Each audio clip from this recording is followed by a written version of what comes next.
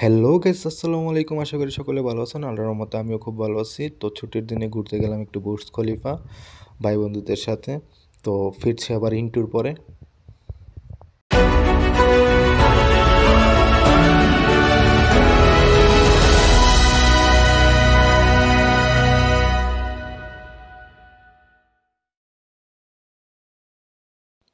তো গাইস, খুবই ভাল লাগতেছে আজকে, কারণ আমরা যেটা উদ্দেশ্য করে আসছি দেখার জন্য ওইটাই দেখতে পাইতেছি। আমরা এই ওয়াটার পাউন্ডটা দেখার জন্য আসছি, ওইটাই আজকে চালু হয়েছে।